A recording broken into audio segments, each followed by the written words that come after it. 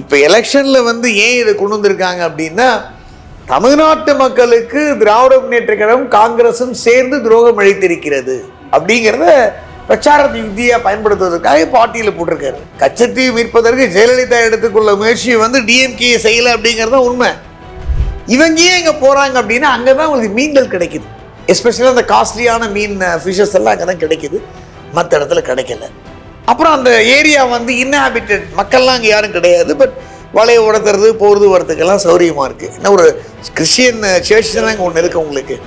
நாளைக்கு சைனா கூட ஆக்கிரமிக்கலாம். ஏன்னா இப்போ most of the places of Sri Lanka கூட சைனா ஆக்கிரமித்திருக்கு. இது வந்து நாட்டிற்கு அச்சுறுத்தல். இல்லை, இந்த விஷயத்தையெல்லாம் விட்டு தள்ளுவோம். ஏன்னா இப்போ அரசியலாக பயன்படுத்துகிறாங்க. பாஜக ஒரு பக்கம், இன்னொரு பக்கம் திமுகவுக்கு விளக்கம் கொடுக்குறது, இந்த பக்கம் காங்கிரஸ் விளக்கம் கொடுத்துட்டு இருக்காங்க. இதெல்லாம் ஒரு பக்கம் போகட்டும். கச்சத்தீவை உண்மையாக மீட்க முடியுமா? அதுக்கான சட்ட ரீதியான வழிமுறைகள் இருக்கா? அதுக்கான பாசிபிலிட்டி இருக்கா? இப்போ அடுத்த ஒரு விஷயம், இப்போ சுப்ரீம் கோர்ட் வந்து தலையிடலாமா வேண்டாமா அப்படிங்கிற ஒரு பெரிய கேள்வி வந்து எழுந்திருக்கிறது. நார்மலாக பார்த்தீங்கன்னா நம்ம ஹானரபிள் உச்சநீதிமன்றத்தோட எல்லை அப்படின்னா கடல் எல்லை 24 நாட்டிக்கல் மைல்ஸ். ஸோ 24 நாட்டிக்கல்ஸ் மைல்ஸ் வரைக்கும் ஹானரபிள் உச்சநீதிமன்றத்தோட உத்தரவு வந்து செல்லுபடியாகும். ஆனால் இது 18 நாட்டிக்கல் மைல்ஸ் தான் இருக்குது. பேக்டு போய் ஸ்ரீலங்கன் வாட்டர்னு அவன் கிளைம் பண்ணால் கூட, அவன் இறையாண்மை எங்கள் இறையாண்மை தான் அவன் சொன்னால் கூட, இன்றைக்கு நம்ம வந்து அந்த 18 நாட்டிக்கல் மைல்ஸும் போது நம்மளுடைய எல்லையில் தான் இருக்குது. சுப்ரீம் கோர்ட்டுடைய உத்தரவு வந்து நிச்சயமாக கட்டுப்படுத்தும். ஆனால் என்னை கட்டுப்படுத்தாதுன்றான் ஸ்ரீலங்கா. இப்படி தான் போயிட்டுருக்குங்க. ஒவ்வொரு எலெக்ஷன் வரும்போது அதை பற்றி பேசுவாங்க, அதுக்கப்புறம் மறந்துடுவாங்க. மத்தியில் யாராவது ஆட்சி அமைப்பாங்க, மீனவர்கள் வந்து மறுபடியும் தாக்கப்படுவார்கள், அரெஸ்ட் பண்ணுவாங்க, அங்கே போய் ஜெயிலில் போடுவாங்க.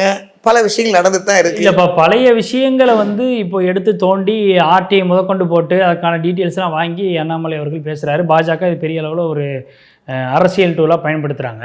இப்போ இந்த பொலிட்டிக்கல் டூலாக பயன்படுத்துகிற விஷயத்துக்கு சொல்யூஷன் அப்படின்ற ஒரு விஷயம் இருக்குல்ல. இப்போ லாஸ்ட் 10 இயர்ஸாக பிஜேபி கவர்மெண்ட் தான் இருக்கிறாங்க. அவங்க என்ன முயற்சி எடுத்தாங்க, கச்சத்தீவு மீட்பதற்கான என்ன நடவடிக்கை எடுத்தாங்க, குறைஞ்சபட்ச நடவடிக்கை என்ன எடுத்தாங்கன்ற ஒரு கேள்வி வரும்ல. அப்போ இது வெறும் பொலிட்டிக்கல் டூலாக மட்டும் தான் பயன்படுத்துகிறாங்களா பிஜேபி? அவங்க நினச்சிருந்தாங்கன்னா அவங்களே ஆக்ஷன் எடுத்திருக்கலாம். அதாவது கிரேட் வாரியர் அப்படின்னு சொல்கிறோம் மோடியே, நாட்டை காப்பவர்னு மோடிஜியை சொல்கிறோம், எல்லையை காப்பவர்னு சொல்கிறோம். வாரே வந்தாலும் பரவாயில்லன்னு களத்தில் இறங்கியிருக்கலாமே. இல்லை, எல்லையை காப்பவர்னு சொல்கிறாங்க. அருணாச்சல பிரதேசத்தில் சீனா உள்ள வந்துட்டு என்ன சொல்கிறேன், நீங்கள் எல்லையை காக்கிறவர்னு சொல்கிறீங்க, வாரே வந்தாலும் பரவாயில்ல, என்ன வந்துருப்போம், ஒரு சின்ன கண்ட்ரி தானே, அடிச்சு நொழுகிட்டு போங்க, மிலிட்ரியை போட்டு நீங்கள் ரெக்கவர் பண்ணிட்டு போங்க, தைரியம் இருக்கணும்ல. காஷ்மீரில் மட்டும் 370 ரிமூவ் பண்ணீங்க, இதே கச்சத்தீவுக்கு போங்க, மிலிட்ரி இறக்குங்க, வார் வந்தாலும் பரவாயில்ல, மீட்க நீங்கள் ட்ரை பண்ணுங்க. அதை யாரும் செய்யறது இல்லைங்க. இப்போ எலெக்ஷனில் வந்து ஏன் இதை கொண்டு வந்திருக்காங்க அப்படின்னா, தமிழ்நாட்டு மக்களுக்கு திராவிட முன்னேற்ற கழகம் காங்கிரஸும் சேர்ந்து துரோகம் அளித்திருக்கிறது அப்படிங்கிறத பிரச்சாரத்தை யுக்தியாக பயன்படுத்துவதற்காக பாட்டியில் போட்டிருக்காரு. அதுக்காக தான் இதை யூஸ் பண்ணுறாங்கன்றீங்க. ஏங்க இப்போ ஆர்டியில் முன்னாடி ஆர்டியை போட்டிருக்கலாமே. மிஸ்ஸா ஸ்டாலின் ஒரு மிஸ்ஸாவில் போனாரா மத்தியில் போனாரா அது பெரிய குழப்பம். பட் மிஸ்ஸா வச்சுக்கோங்க, ஆட்சியே பறி போனது. ஆனால் காங்கிரஸ் வந்து கூட்டணி வச்சுட்டு இருக்காங்க. காங்கிரஸ் வந்து துரோகம் செய்து கச்சத்தீவு வந்து இந்திரா காந்தி தாராவா தாங்கிறது எல்லாருக்குமே தெரிஞ்ச விஷயம். அப்போ காங்கிரஸோட டிஎம்கே கூட்டணி வைக்காம இருந்திருக்கலாம்ல. ஜெயலலிதாவை நம்ம இதில் இருக்க முடியாது. ஏன் அப்படின்னு 91க்கு அப்புறம் ஜெயலலிதா வராங்க, 91க்கு அப்புறம் தான் வராங்க. அவங்க ஒரு சினிமா ஆக்ட்ரஸ், இது விஷயமே தெரிய சான்ஸ் கிடையாது. யாராவது ஐஏஎஸ் ஆஃபீஸர் சொல்லி தான் அவங்களுக்கு ஆட்சி காலகட்டத்தில் அதற்கான முயற்சிகள் மேற்கொண்டு இல்லை. 91 தான் சிஎம்மா வராங்க. அவங்களுக்கு ஐஏஎஸ் ஆஃபீஸர்ஸ் கொடுத்த அட்வைசர்ஸ் நிறைய ஸ்டெப்ஸ் எடுத்தாங்க. ஏகப்பட்ட ப்ரெஷர்ஸ் சென்ட்ரல் கவர்மெண்ட்டுக்கு கொடுத்தாங்க. கச்சத்தீவு மீட்பதற்கு ஜெயலலிதா எடுத்துக்கொள்ள முயற்சி வந்து டிஎம்கே செய்யலை அப்படிங்கிறது உண்மை. இப்போ இல்லை, இந்த விஷயத்தையெல்லாம் விட்டு தள்ளுவோம். ஏன்னா இப்போ அரசியலாக பயன்படுத்துகிறாங்க. பாஜக ஒரு பக்கம், இன்னொரு பக்கம் திமுகவுக்கு விளக்கம் கொடுக்குறது, இந்த பக்கம் காங்கிரஸ் விளக்கம் கொடுத்துட்டு இருக்காங்க. இதெல்லாம் ஒரு பக்கம் போகட்டும். கச்சத்தீவை உண்மையாக மீட்க முடியுமா? அதுக்கான சட்ட ரீதியான வழிமுறைகள் இருக்கா? அதுக்கான பாசிபிலிட்டி இருக்கா? அது அந்த பாயிண்ட்டுக்கு வாங்க. இப்போ கச்சத்தீவுங்கிறது வந்து உங்களுக்கு 1976 ஒரு அக்ரிமெண்ட், 74 ஒரு அக்ரிமெண்ட். இந்த அக்ரிமெண்ட்டை வந்து இதுவரைக்கும் ஜனாதிபதி ராட்டிஃபை பண்ணலை. இதுக்கு ஒரு எக்ஸாம்பிள் நான் சொல்வேன். அதாவது Delhi special police establishment act பிரகாரம் தான் சிபிஐ உருவாக்கப்பட்டது.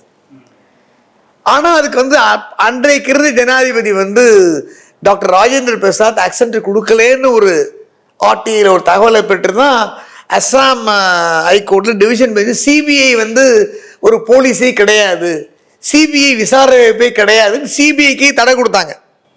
அது மிட் நைட்டில் honourable former Kerala governor and chief justice of India justice is lordship P Sathasivam and Ranjana Prasad Desai அமர்வுல நைட் 1:30 மணிக்கு வீட்டில் ஹவுஸ் சேம்பரில் வந்து தடை கொடுத்தாங்க. இன்றைக்கும் தடை தான் இருக்குது.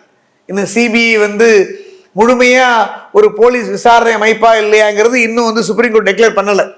அன்றைய கொடுத்த தடையில் அப்படியே போயிட்டு இருக்கு. அந்த மாதிரி இந்த 1974-76 பேக்டுக்கு வந்து ஜனாதிபதி அக்சென்ட் கொடுத்தாரா இல்லையாங்கிறது ஒரு பெரிய கொஸ்டின்.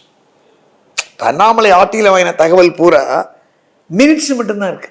என்ன நடந்தது, யார் யார் பேச்சுவார்த்தையில் கலந்துக்கிட்டாங்க, அதில் என்ன ஒப்பீனியன் எக்ஸ்பிரஸ் பண்ணாங்க, இதுதான் இருக்கே தவிர இவர் ஜனாதிபதி அக்சென்ட் கொடுத்தாரா, பார்லிமெண்ட்ல வந்து டேபிள் இதை வச்சாங்களா, அதுக்கப்புறம் ஜனதா கவர்மெண்ட் வந்ததுங்க, மறுபடியும் காங்கிரஸ் வந்தது, அதுக்கப்புறம் ஐகே குஜரால் தேவகவுடா வந்தாங்க, அப்புறம் நரசிம்மராவ், அப்புறம் மன்மோகன் சிங், அதுக்கப்புறம் அடல் பிகாரி வாஜ்பாய், அதுக்கப்புறம் மோடின்னு வந்திருக்கு.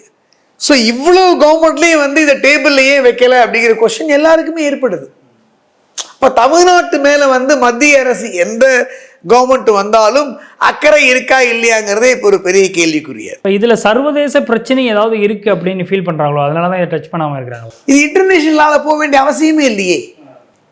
வியட்நாம் பேக்லேருந்து எடுத்தால் கூட இது அதில் வராதுங்க. இப்போ சிம்பிளாக வந்து என்ன பண்ணலாம் அப்படின்னா, இந்த 2 பில்லையும் டேபிளில் வச்சு ராட்டிஃபை பண்ணி, ரெண்டுமே வந்து கான்ட்ராடிக்ஷனாக இருக்குது. அது வந்து ஒரு ஆம்பிகிட்டி இருக்குது. முதல் 76 ரிப்பீல் பண்ணல நீங்கள். அதில் என்ன சொல்கிறீங்க, both countries have full access to the வாட்டர்ஸ்ன்றீங்க. செகண்ட் அக்ரிமெண்ட்ல என்ன சொல்கிறீங்க, 5th ஆர்டிக்கல் ஒரு புதுசாக ஒன்று வந்து இன்செர்ட் பண்ணி சொருகி இந்தியன் ஃபிஷர்மேன் எங்கே பிடிக்கூடாதுன்றான், எக்கனாமிக் பொருளாதார ஜோன்றான். இப்போ பொருளாதார ஜோன்கிறது கச்சத்தீவுங்கிறது டெக்ளேர் பண்ணலையே. அந்த வேர்டு நல்லா பாருங்க, கச்சத்தீவுன்னு அவன் சொல்லு, economic zones of Ceylon waters. அப்போ economic zones of Ceylon waters கச்சத்தீவு வருதுன்றான். அது இன்னும் தெளிவான விளக்கம் கிடையாது, ஒரு சந்தேகத்திற்குரிய ஆம்பிகிட்டிவாக தான் இருக்குது. அழகாக பில்லை டேபிளில் பார்லிமெண்ட்டில் வச்சு ராட்டிஃபை பண்ணி அந்த 2 அக்ரிமெண்ட்டையும் நாங்கள் ரிப்பீல் பண்ணுறோம் அப்படின்னு தைரியமாக ஒரு முடிவு எடுத்து மிலிட்ரியை இறக்கி கேப்சர் பண்ணிட்டு போயிடலாம். வார் வரத்தான் வரும், பெரிய விஷயம் கிடையாது. வார் வந்தால் வந்துட்டு போகுது. அதனால் வந்து அண்டை நாடு உறவு போச்சு அப்படின்லாம் பார்த்தீங்கன்னா நீங்கள் கச்சத்தீவை எப்படி மீட்க முடியும்? அதுக்கு இன்னொன்று, இந்த ராட்டிஃபிகேஷன் பண்ணுவதற்கு வந்து இதுவரையும் இருந்த எல்லா கவர்மெண்ட்லேயுமே 2 சபையிலையும் மெஜாரிட்டி இல்லை. ஏன்னா ஐக்கிய குஜரால் ட்ரை பண்ணார், இல்லைன்னு சொல்ல முடியாது. அடல் பிகாரி வாஜ்பாயும் ட்ரை பண்ணார்.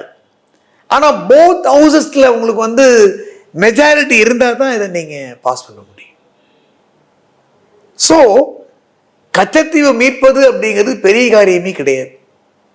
பார்லிமெண்டேரியன் கையில் தான் இருக்குது, அந்த பிரதமர் கையில் தான் இருக்குது. சுப்ரீம் கோர்ட்டு வந்து தைரியமும் ஒரு ஆர்டரை பாஸ் பண்ணலாம். ஆனால் அவங்க என்ன சொல்கிறாங்க, இது சிலான் வாட்டரில் இருக்குது. அப்போ 24 நாட்டிக்கல் மைல்ஸுங்கிறது உங்களுக்கு தெரியுது இல்லை, உங்கள் வாட்டர் நீங்கள் ஆர்டர் போடுங்க, என்ன வந்துட போகுது.